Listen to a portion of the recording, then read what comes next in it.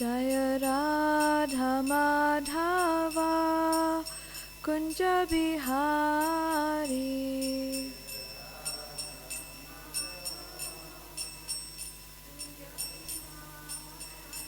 Jaya Radha Madhava Kunja Bihari.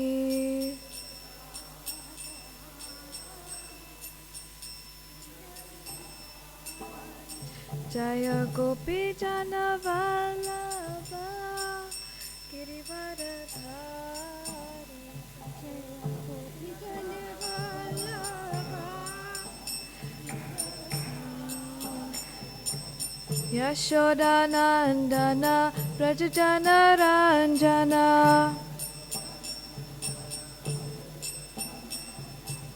Yamuna Tira Vanachari.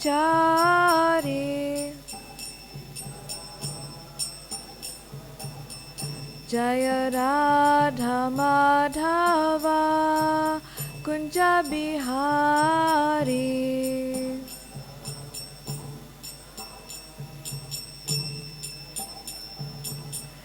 Jaya Radha Madhava Kunja Bihari.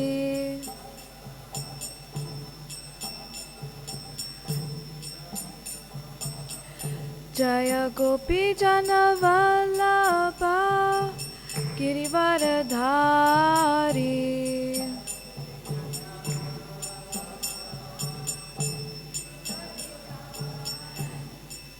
Yashoda Nandana Brajajana Ranjana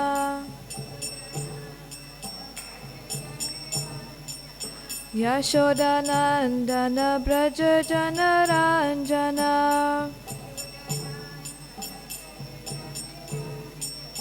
Yamuna Tira Vanachari. Vanachari. Jaya Radha Madhava Kunja Bihari.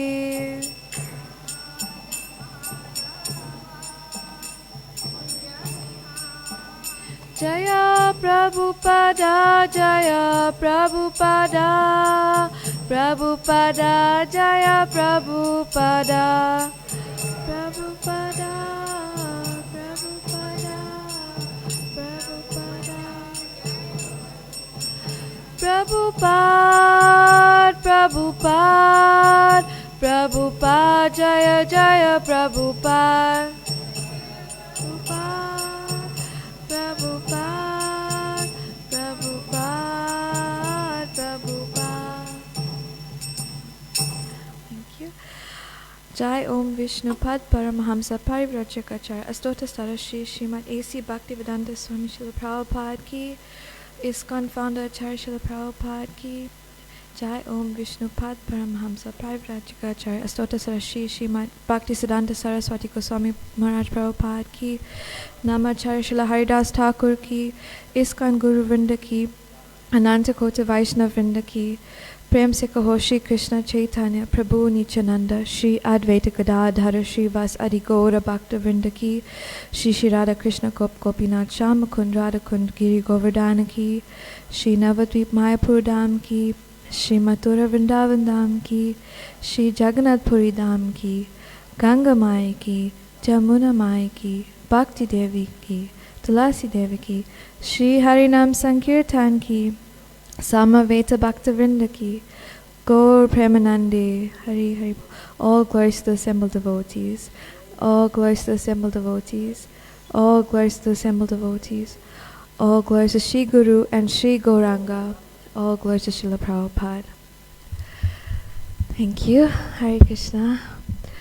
I'd like to first offer my praise and humble respects to the devotees sitting here. We have some of the best book distributors in this room, young and mature.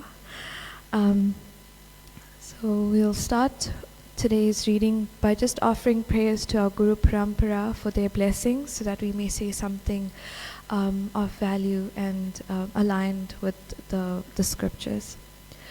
Om Om Ajnanatimirandasya Kinanjana Shalakaya Chakshur Unmilitam Yena Tasmai Shri Guruve Namaha Shri Chaitanya Manobhistam Stapitam Yena Bhutale Swayam Rupa Kanamayam Tatati Swapadantikam He Krishna Karuna Sindhu Dinabandho Jagatpate Gopesha Gopika Kanta Radha Kanta Namostude Tapta Kanchana Gaurangi Radhe Vrindavaneshwari Vrishabhanu Sutta Devi Pranamani Hari Priya Vanchakalpa Tarubhyascha Kripa Sindhubhyevacha Patitanam Pavanebhyo Vaishnavebhyo Namo Namaha Jai Shri Krishna Chaitanya Prabhu Nityananda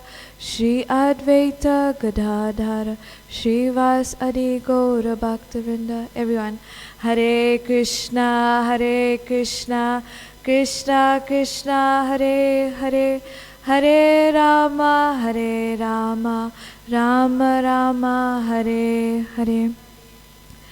Om Namo Bhagavate Vasudevaya.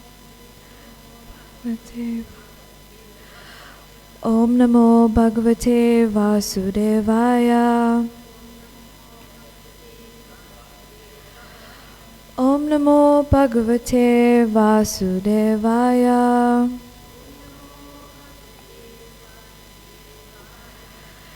Okay. Like I mentioned earlier, today we'll be reading from the Krishna book. By a show of hands, who's read the Krishna book or has been reading the Krishna book before? Great. Raghu? Wonderful. So, a part of our weekly classes, so on a Sunday we read through the Krishna book, which was compiled by His Divine Grace A.C. Bhaktivedanta Swami Srila Prabhupada. And in this book are the wonderful transcendental pastimes of Lord Krishna. And it's very much in a story form, so you'll find it very captivating and full of action, and yeah, so just buckle up for this journey ahead. Just to position where we are, so over the last few weeks we've been reading about Rukmini as and how she captured Krishna and how Krishna kidnapped her. So and today we also celebrate the appearance day of Lord Vamana Dev. So if we have time, we'll mention something about the glories of Lord Vamana. And then, so just to create the scene of where we're at. So last week, His Holiness Bhakti Chaitanya Maharaj read through chapter 53. And in this, we see Rukmini's love expressed to Krishna in the form of a love letter. And Rukmini longed for Krishna to marry him. However, Rukmini's brother, Rukmi, and I hope the names don't become too confusing, but Rukmini's brother is Rukmi. He had already arranged for Rukmini to marry a prince called Shishupal. And, Rukmini really had a strong desire to marry Krishna. So now we get to a point where Krishna is entering the scene, and we are going to see what happens. So the title of this chapter 54 is called Krishna Defeats All the Princes and Takes Rukmini Home to Dwarka. So we will be doing mostly reading from the Krishna book, and then we'll make comments as we go along. I've also tried to use some notes from the corresponding chapter of Srimad Bhagavatam. So in Srimad Bhagavatam, the 10th canto covers Lord Krishna's pastimes. There's 12 cantos overall, and each canto has a different story or different pastimes of the Lord. And it's also said that the Srimad Bhagavatam actually represents the form of the Lord. So from Canto 1, you start from the Lord's lotus feet, and it goes right up to the 10th canto where you see his beautiful smile, and then it ends at the 12th canto. So in order to really relish the Srimad Bhagavatam, we have to start from the beginning. And we are grateful to Srila Prabhupada for condensing this 10th canto in the Krishna book. Okay. Jarasandha and all the other princes were very angry at Krishna for having kidnapped Rukmini. Struck by Rukmini's beauty, they had fallen from the backs of their horses and elephants. But now they began to stand up and properly arm themselves, picking up their bows and arrows. They began to chase Krishna on their chariots, horses and elephants. To check their progress, the soldiers of the Yadu dynasty turned and faced them. Thus terrible fighting began between the two belligerent groups. The princes opposing Krishna, who were led by Jarasandha, were all expert in fighting, shot their arrows at the Yadu soldiers, just as cloud splashes the face of a mountain with torrents of rain. Gathered on the face of a mountain, a cloud does not move very much, and therefore the force of rain is much more severe on a mountain than anywhere else. So just to paint the picture, in the Mahabharata, we'll see how when a young girl is ready for marriage, a whole lot of princes come to their palace, and there's sometimes battles that they have to fight, and to see who's going to win the daughter over. And here you can, the picture is, we in this castle, Rukmini's father is a king, and it's a very opulent type of setting, and you can just imagine like princes on their chariot with their their armor, their jewelry. So it's a very vivid scene. And here, because of this this feud with Krishna, it's being described that the arrows shot at Krishna's army is seen as torrents of rain on a mountain. So I know we don't have mountains here in Durban, but if you can just imagine just rain falling on a mountain, that's how the arrows were aimed at Krishna's army. The opposing princes were determined to defeat Krishna and recapture Rukmini from his custody, and they fought with him as severely as possible. Rukmini, seated by the side of Krishna, saw arrows raining from the opposing party onto the faces of the Yadu soldiers. So just to pause here, the arrows are coming towards Rukmini, even though that's her, her family, like Rukmini, Rukmi, the brother, is on the opposing side. So it's a very, anxious type of setting. In a fearful attitude, she looked upon Krishna's face, expressing her gratefulness that he had taken such a great risk for her sake only.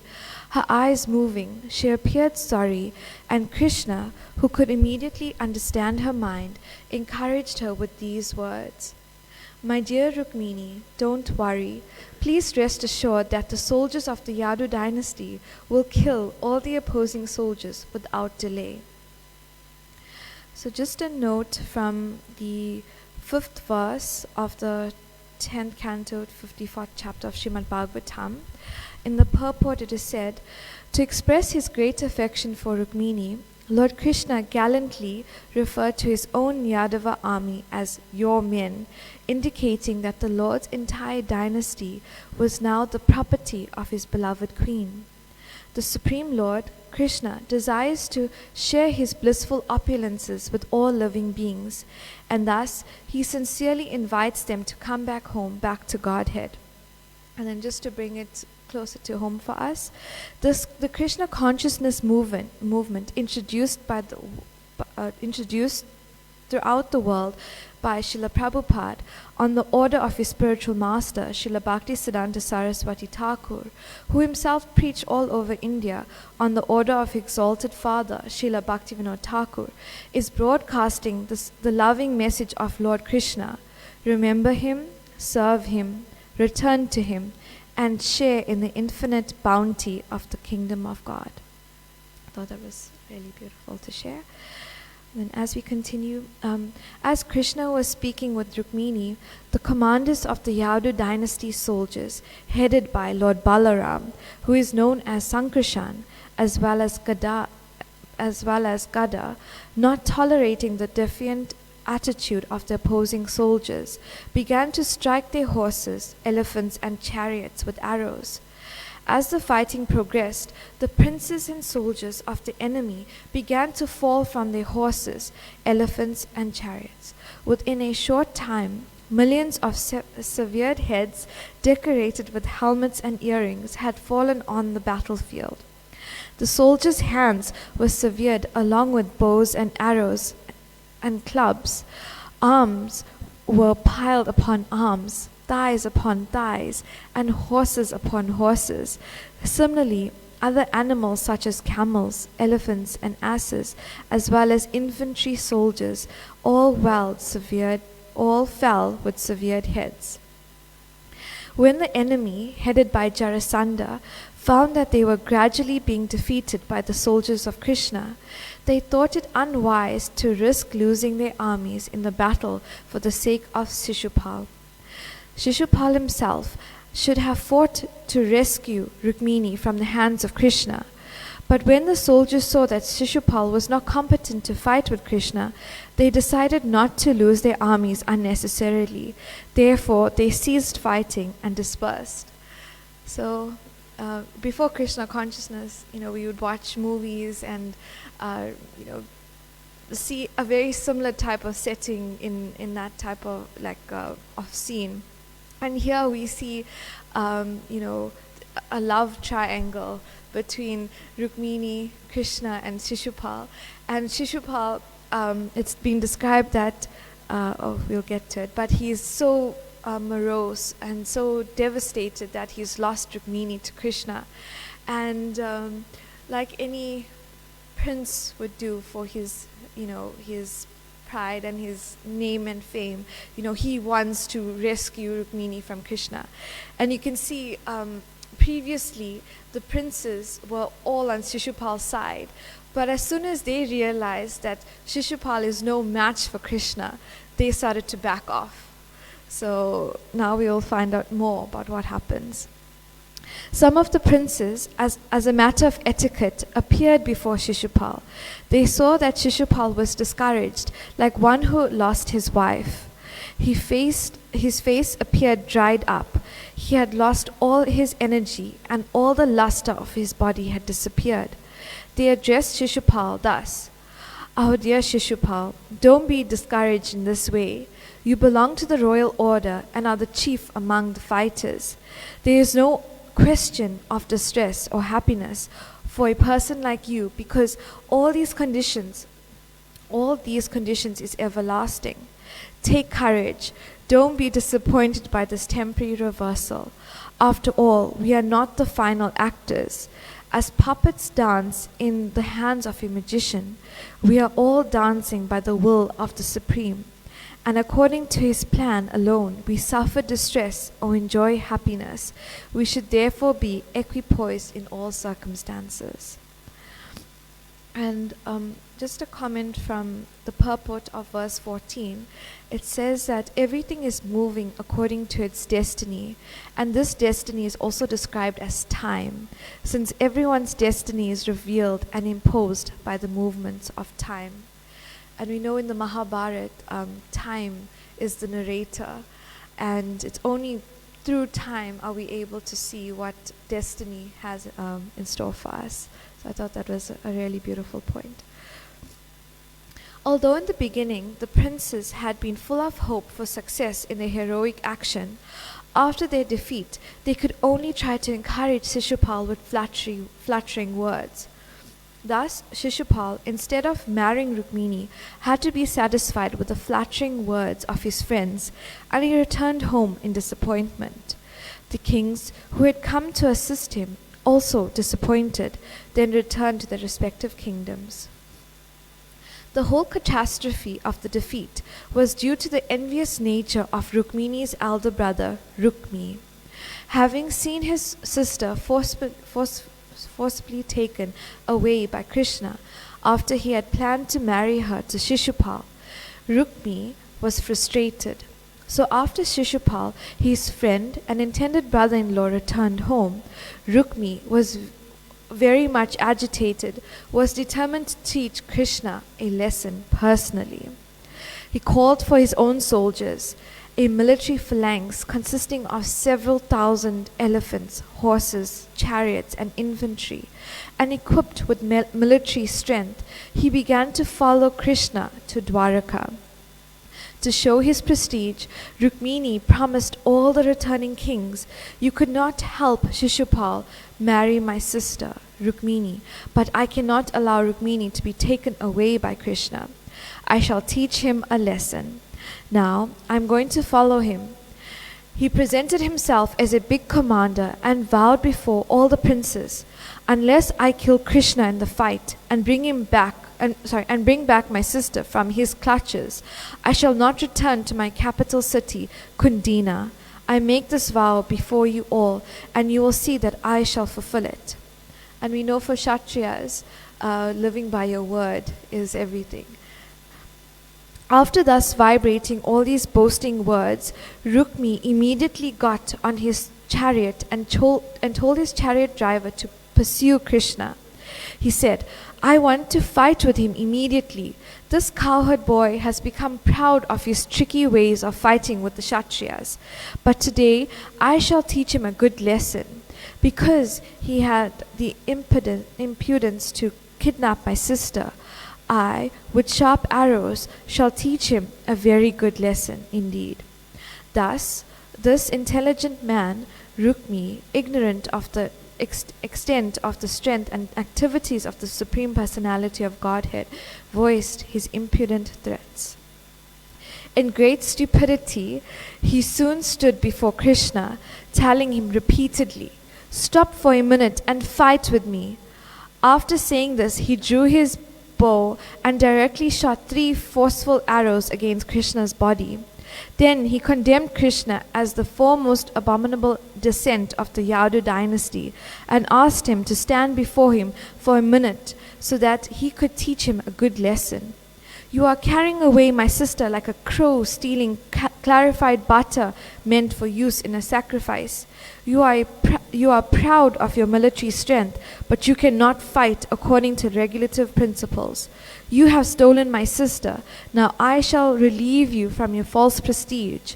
You can keep my sister in your possession only until I beat you to the ground for good with my arrows." Now, for those who have seen fights in schools, you'll see the one who is very nonchalant, not interested in fighting, and then the one keeps provoking and instigating the fight. You can see here, Rukmi is trying to get Krishna to react, and he's using these very strong words. And just to paint a picture, Krishna is not a Kshatriya. Krishna is a cowherd boy, like he mentioned. And Rukmi as a Kshatriya, and we hear this in Bhagavad Gita, as Arjuna is also a very strong Kshatriya. They are built to fight. They are trained to like Arjuna was trained to shoot the arrow at the eye of a fish. It's a science. It's a very intense type of program or nature, as a Kshatriya. So here you can see Rukmi is trying to provoke Krishna, and he says, "You can keep my sister, but until I defeat you, then I will take her back." So here it said that in his hysterical attack, Rukmi displays the very qualities he attributes to Sri Krishna. So whatever he's describing to Krishna, he is actually displaying it himself. Every living being is part and parcel of the Lord and belongs to the Lord. Therefore, Rukmi was like a crow trying to steal the sacrificial offering meant for the enjoyment of the Lord. So this also shows his envious nature towards Krishna as well. And then Lord Krishna, after hearing all these crazy words from Rukmi, immediately shot an arrow and severed the strings of Rukmi's bow. Making him unable to use another arrow, Rukmi immediately took another bow and shot another 5 arrows at Krishna. Being attacked for the second time, Krishna again severed Rukmi's bowstring. Rukmi took a third bow and Krishna again cut its string.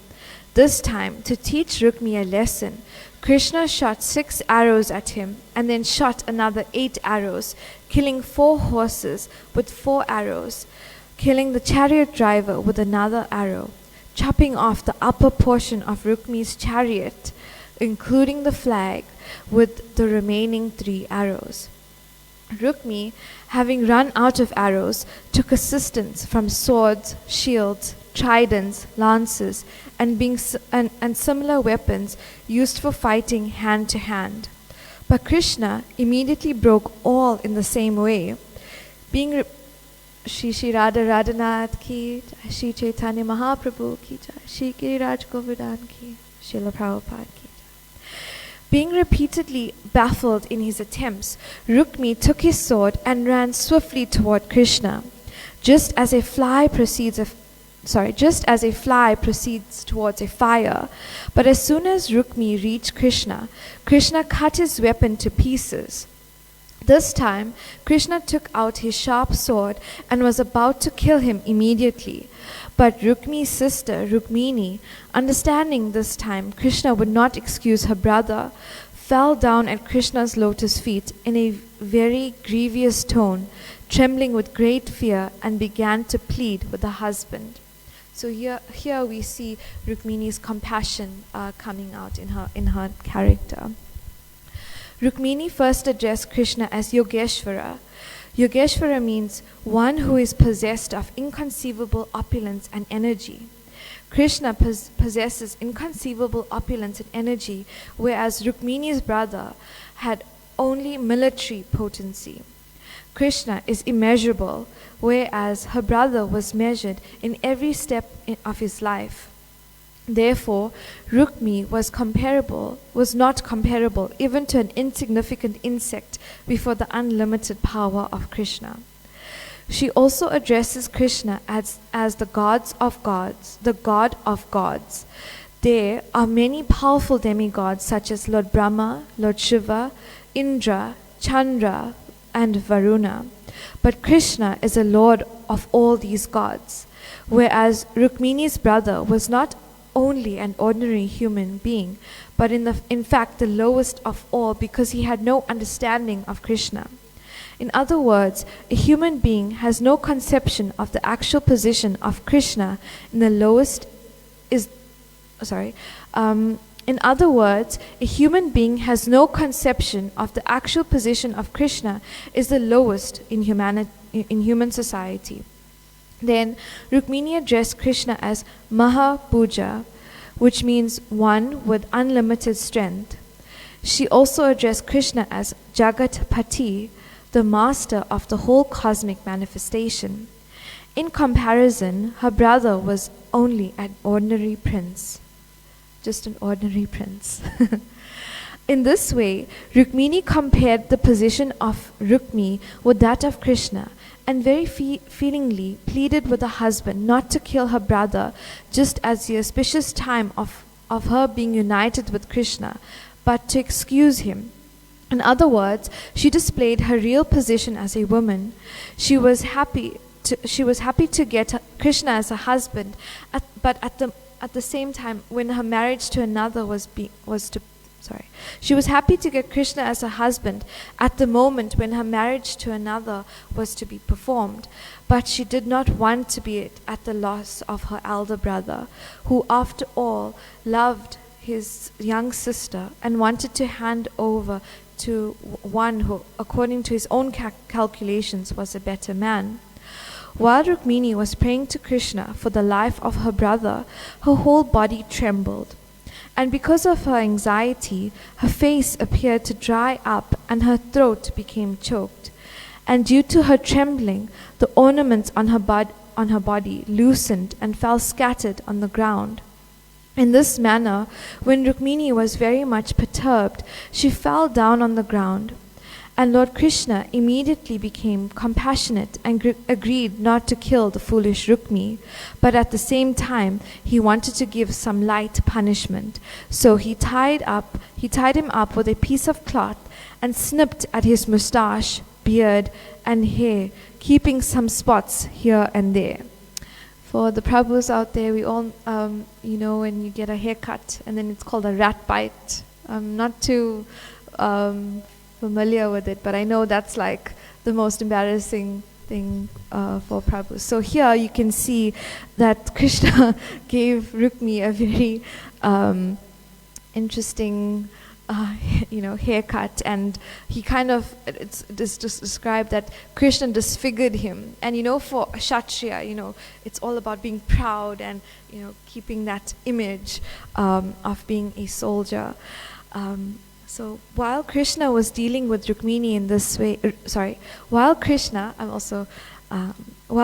was dealing with Rukmi in this way, the soldiers of the Yadu dynasty, commanded by Balaram himself, broke the whole strength of Rukmi's army, just as an elephant in a pond discards the feeble stem of a lotus flower. In other words, as an elephant breaks the whole construction of a lotus flower while bathing in a reservoir of water, the military strength of the Yadus broke up Rukmi's forces. So that tells you the strength that Rukmi had against Krishna. When the commanders of the Yadu dynasty came back to see Krishna, they were all surprised to see the condition of Rukmi. Lord Balaram became especially compassionate towards his sister-in-law, who was newly married to his brother. To please Rukmini, Balaram personally untied Rukmi, and to further please her, Balaram, as the elder brother of Krishna, spoke some words of chastisement. "Krishna, your action is not at all satisfactory," he said. "This is an abomination very much contrary to our family tradition. To cut someone's hair and to shave his moustache and beard is almost comparable to killing him. Whatever Rukmi might have been, he is now our brother-in-law, a relative of our family, and you should not have put him in such a condition." And it is said in the purport of Srimad Bhagavatam that the omniscient Balaram knew that Rukmi was the guilty party, but to encourage the lamenting Rukmini, he decided to gently reproach Krishna. And here we also see, I know Bhakti Chaitanya Maharaj had mentioned on Radha Astami, the difference between Lord Krishna and the appearance of Lord Chaitanya Mahaprabhu. So Krishna, as we progress in Krishna book, you see Krishna killing a lot of demons. And in Bhagavad Gita, in chapter 4, 4.7, Krishna says, "Whenever and wherever there is a decline in religious practice, O descendant of Bharat, a predominant rise of irreligion, at that time I descend myself." And in the next verse he says, "In order to deliver the pious and to annihilate the miscreants, as well as to re-establish the principles of religion, I advent myself millennium after millennium." So Krishna says in Bhagavad Gita, he's here to deliver the pious and to annihilate the miscreants. But to now compare this to Lord Chaitanya Mahaprabhu, so Krishna appeared 5,000 years ago, Lord Chaitanya Mahaprabhu appeared 500 years ago, but he has appeared as Srimati Radharani and Krishna in one. So the mood is very different to Krishna as we can see in Krishna book. And just to bring this comparison, we recite the Shri Shikshastakam every morning for Mangal Arati. And it is said that this Sankirtan movement is the prime benediction for humanity at large, because it spreads the rays of the benediction moon. And in the next verse, it says, "O my Lord, your holy name alone can render all benedictions to living beings. And thus you have hundreds and millions of names like Krishna and Govinda. In these transcendental names, you have invested all your transcendental energies. There are not even hard and fast rules for chanting these names. O my Lord, out of kindness, you enable us to easily approach you by your holy names. But I am so unfortunate that I have no attraction for them. So, Lord Chaitanya Mahaprabhu delivers the miscreants by the chanting of the holy name of the Lord. And we see this as he delivered Jagai and Madai. And just as a reminder for all of us, so in order to be delivered in this age of Kali, the chanting of the holy name is the most important. So let's all chant with our hands up in the air and say Hare Krishna, Krishna Krishna, Hare Hare, Hare Rama, Rama Rama, Hare Hare. So in this way, Krishna, as he is delivering, as you can say, Rukmi by disfiguring him, through his, shaving of his beard and hair, mustache and all of that. Lord Chaitanya Mahaprabhu is delivering us by the mercy of the holy name. And then to continue with this pastime, after this, to pacify Rukmini, Lord Balaram said to her, "You should not be sorry that your brother has been made odd-looking. Everyone suffers or enjoys the results of his own actions." Lord Balaram wanted to impress upon Rukmini that she should not be sorry for the consequences of her brother suffered due to his actions. There was no need of being too affectionate towards such a brother. Lord Balaram again turned toward Krishna and said, "My dear Krishna, a relative, even though he commits such a blunder and deserves to be killed, should be excused. For when such a relative is conscious of his own fault, that consciousness itself is like death. Therefore, there is no need to kill him." So here we see Lord Balaram, in the purport of verse 40, Lord Balaram, in the interest of fairness, is giving a complete analysis of the situation. Although one should not kill a relative, there are extenuating circumstances according to military codes. Only one on the spiritual platform in pure Krishna consciousness can we transcend the unacceptable pain of the material existence. Rukmi was maddened by his pride and envy and thus could not understand anything about Krishna or Krishna consciousness. So Balaram again turned toward Rukmini and informed her that the current duty of the Kshatriya in human society is so fixed that according to the principles of fighting, one's own brother may become an enemy. Then a Kshatriya does not hesitate to kill his own brother. In other words, Lord Balaram wanted to instruct Rukmini that Rukmi and Krishna were right in not showing mercy to each other in the fighting, and despite the family consideration that they happened to be brother-in-laws. Shri Balaram informed Rukmini that Kshatriyas are typical emblems of the materialistic way of life. They become puffed up whenever there is a question of material acquisition. Therefore, when there is a fight between two belligerent Kshatriyas for kingdom, land, wealth, women, prestige or power, they try to put one another into the most abominable condition.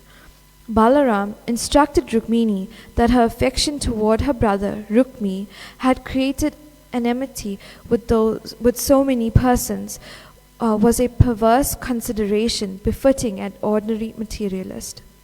Her brother's character was not at all admirable, considering his treatment of his friends, and yet Rukmini, like an ordinary woman, was affectionate towards him. He was not fit to be her brother, and still Rukmini was lenient toward him. Besides that, Balaram continued, the consideration that a person is neutral or is one's friend or enemy is generally made by persons in the bodily concept of life. Such foolish persons are bewildered by the illusory energy of the Supreme Lord. The spirit soul of the same pure quality in any embodiment of matter, but those who are not sufficiently intelligent see only the bodily difference between animals and men, literates and illiterates, rich and poor, which cover the pure spirit soul. Such differences observed merely on the basis of the body are exactly like the differences between fires in terms of various types of fuel they consume. Whatever the size and shape of the fuel, there is no such variety of size and shape in the fire which comes out. Similarly, the sky, there are no differences in size or shape. So we can see Balaram is taking the role of an elder brother to Rukmini, as well as the spiritual master, enlightening her about the difference of, the being on the bodily platform as well as transcending above that. And Rukmini, also to just paint the picture, she is a very young teenager. So, as much as, she is transcendental, but in this stage of her life, Balaram is just helping her understand what Krishna is doing to her elder brother. In this way, Balaram reconciled the situation by his moral and ethical instructions to Rukmini and Krishna. To Rukmini, he stated further, "This body is part of the material manifestation, consisting of the material elements, living conditions, and interactions of the modes of material nature. The living entity or spirit soul, being in contact with these, is transmigrating from one body to another due to illusory enjoyment, and that transmigration is known as material existence.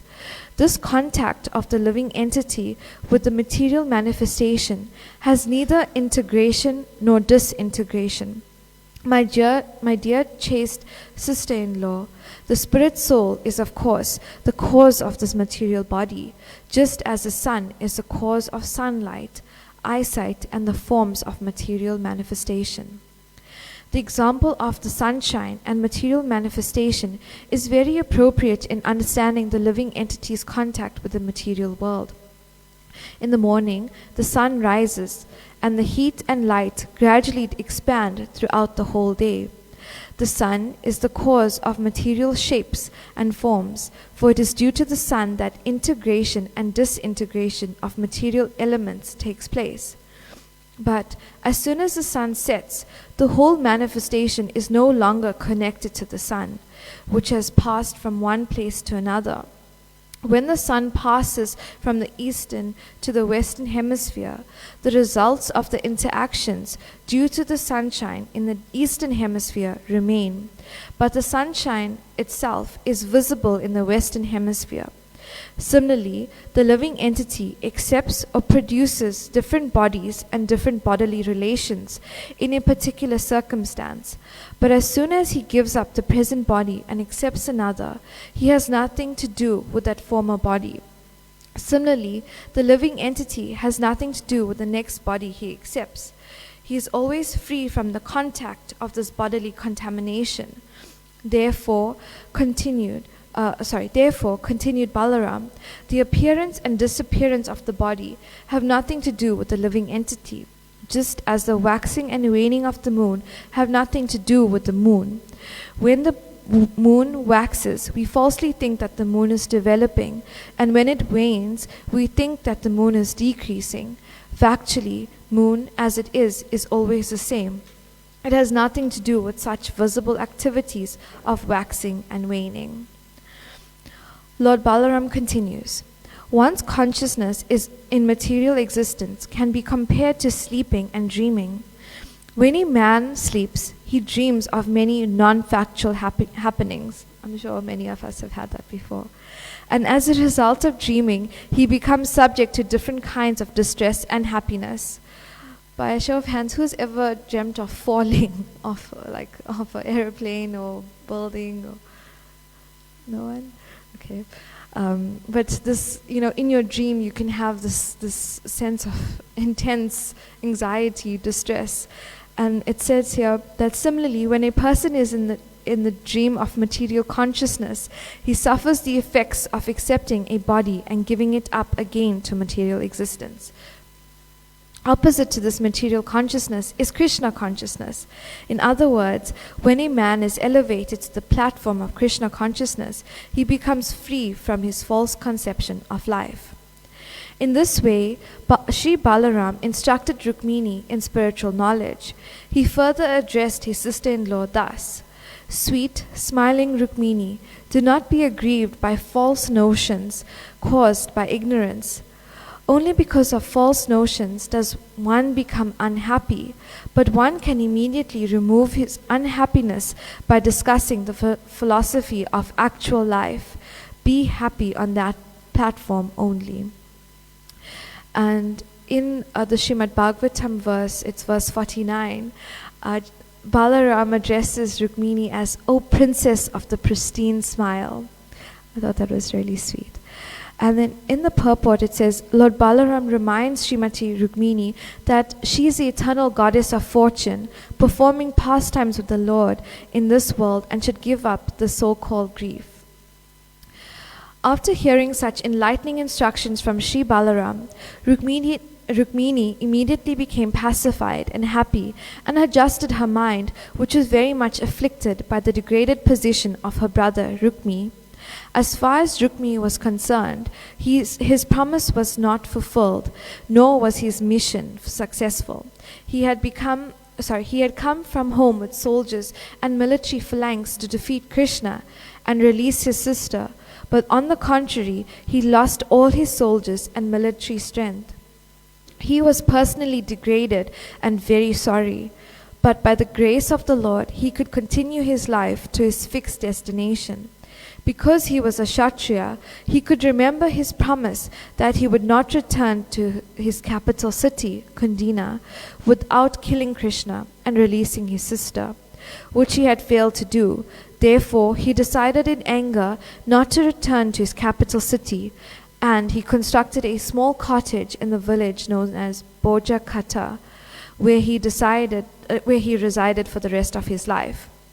And then in the purport of verse 52, Srila Vishwanath Chakravarti Thakur describes this Boja Kata.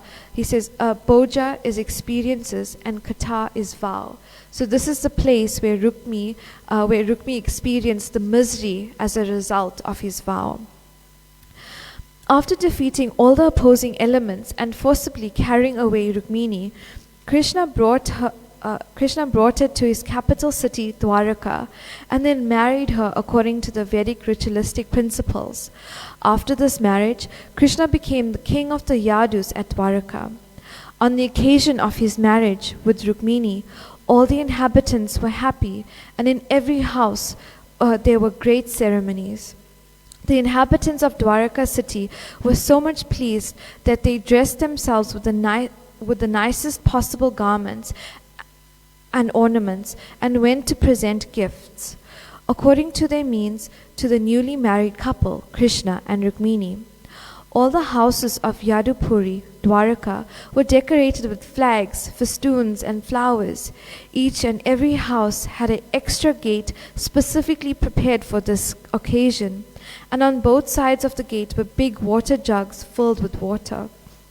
The whole city was made fragrant by the burning of fine incense, and the night there was illumination from thousands of lamps which decorated by every building.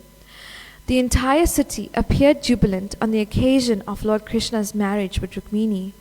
Everywhere in the city there were profuse decorations of banana trees and betel nut trees. These two trees were considered very auspicious in happy ceremonies. At the same time, there was an assembly of many elephants who carried the respective kings of the different friendly kingdoms. It is the habit of the elephant that when he sees some small plants and trees, out of his sportive and frivolous nature, he uproots the trees and throws them hither and thither.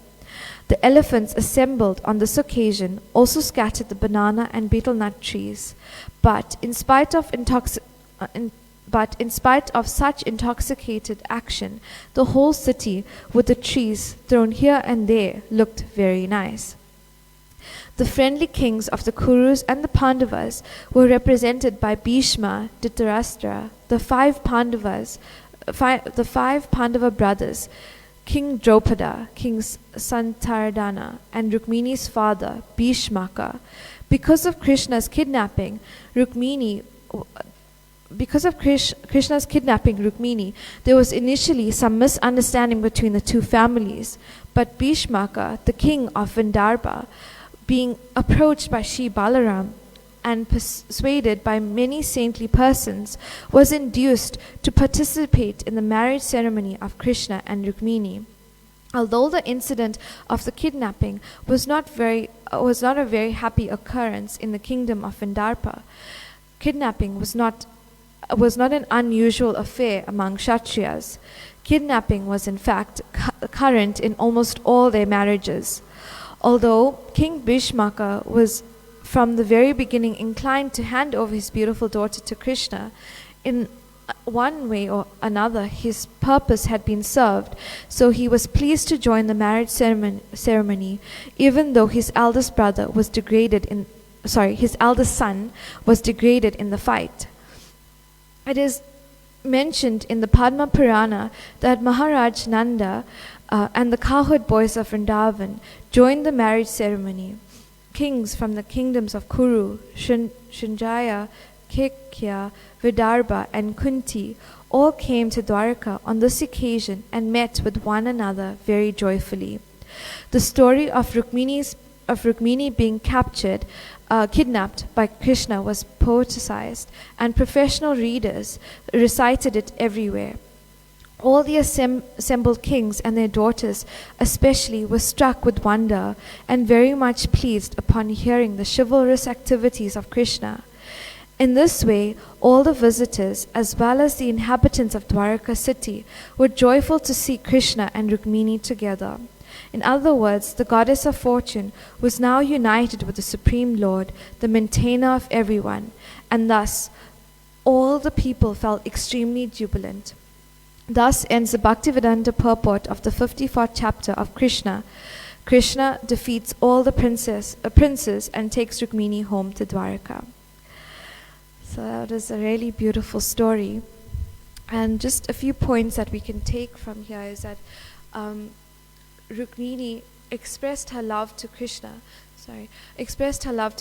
through words, and Krishna reciprocated through actions. So love although it can be expressed by words, but needs to be expressed through actions rather, or the words need to align with our actions. And as we progress through these chapters, we will also see Krishna as the perfect grihasta, and we can learn from Krishna's program as a householder on how to live perfectly in this world, executing our duties in Krishna consciousness. And this beautiful description of Dwaraka, when Rukmini and Krishna were entering Dwaraka city, there was a mention of Jarasandha when we first started this chapter. And actually, Jarasandha fought with Krishna 17 to 18 times. And on one of those times, Jarasandha tried to destroy the city of Mathura. And Krishna, expertly with his celestial engineers, had the Dwaraka city built up, very transcendently. And the inhabitants of Mathura moved to Dwaraka. And this is also, there's a science behind it, because Dwaraka it's like a fortress, as there's an ocean that it's like that protects it. And many kings used to build like this water body in front of their castle, so that people so that when they were under attack, it was a challenge for them to be attacked in that way. So we see Krishna entering Dwaraka in this way, and we also hear about, the birth of Shri Shri Radha Radhanath ki jai, Shri Chaitanya Mahaprabhu ki jai, Shri Giriraj Govardhan ki jai. We'll also hear about the birth of Pradyumna in the next chapter. I know that we don't have a lot of time left, but I just wanted to share. So today we celebrate the appearance day of Lord Vamanadev, and there's a story. I don't see Jai Prabhu here, but he was the one who first shared the story with me. There were once a huge feud between the demons and the demigods, and through this feud, the demons were actually winning, and I'm just going to summarize it very quickly. There's a lot of intricate detail, but we'll just like to glorify Lord Vamanadev on this day. So, in this feud, there was Bali Maharaj, who was, a very, very great demon, and he was led by his guru, Sukaracharya. And through this extreme tumultuous time, the mother of the demigods, Aditi, and Father Kasyapa did a very, it's called a Paya Vrata sacrifice. So they did a sacrifice for, which allowed Aditi to have the Lord appear as Vamanadev, as her son. And when Lord Vamanadev appeared, he appeared as the dwarf incarnation of Lord Krishna, and he looked like a young, innocent brahmachari. And then when Lord Vamanadev went to Bali Maharaj, his it's called a sacrificial arena. Bali Maharaj asked for whatever charity Lord Vamanadev would like, and Lord Vamanadev asked for 3 pieces of land, and the first. So Bali Maharaj, out of his duty, he awarded this to Lord Vamanadev, but his guru had understood what the Lord was trying to do, as he was trying to win back the heavenly planets for the demigods. The Lord was trying to trick them to so that the demons don't overpower the demigods' kingdom. And in this, it says here, the 3 pieces of land that Bali Maharaj awarded, it said here that the Lord, with his first step, effortlessly covered the entire surface of the world by extending his body further. He covered the entire sky with his hands, and he covered all directions. And with his second footstep, he covered the entire upper planetary system. Having comprehensively occupied everything in creation, the question remained of what would be the third step. And the third step, and this is what qualifies, although Bali Maharaj being a demon, it qualifies him as one of our greatest, one of the 12 Mahajans, because he offered his head as the third step for the Lord. And in this way, it displays the ultimate surrender to God by offering everything we have in service to God. So this is one of, so Prahlad Maharaj actually, Bali Maharaj is actually Prahlad Maharaj's grandson, but Prahlad Maharaj glorifies that Bali, he says that Bali was actually the fortunate recipient of the Lord's mercy. And when the Lord especially favors someone, he takes everything away. And I was reading, it's called the book Bhagavat by S.P. Keshav Maharaj, where he summarizes the Srimad Bhagavatam in a very nice way. But Maharaj was talking about, firstly, the measuring our level of surrender. So in Krishna consciousness, we can only progress as much as we give Krishna. And by giving Krishna doesn't mean material things, yes, we can offer the flower, fruit, water and leaf, but Krishna wants the devotion. He specifically asked for the devotion. And in that, Miraj uses these measures. So he divides it in me-centered or Krishna-centered. So in whatever we do, we can always ask ourselves, are we doing this for myself? Are we doing it for my own gain? Or are we doing it for Krishna's pleasure? So I thought that was a really nice point on surrender, which will be expanded by Smita Krishna Prabhu later at the Sunday Love Feast. And then one last point that S.B. Keshav Maharaj mentions is the sustainable surrender.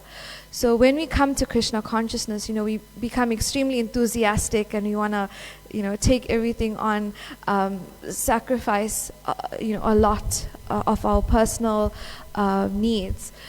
But Maharaj mentions here that sustainable surrender means that we can bend for Krishna, but we shouldn't break. And I think that's an important lesson for all of us as we progress in our Krishna consciousness. And Maharaj highlights 3 important things. So our physical health, our good sadhana, and good relationships. So as we surrender, we should always have those 3 as our priorities or vital elements in as we progress in our surrender to Krishna or our Sharanagati. So on that, I'd like to end. Thank you so much for listening attentively. I do apologize for any errors I may have made, and please correct me as you wish. Shri Shri Radha Radhanath ki jai, Shri Chaitanya Mahaprabhu ki jai, Shri Giriraj Govardhan ki jai, Srila Prabhupada ki jai. Thank you so much. Hare Krishna.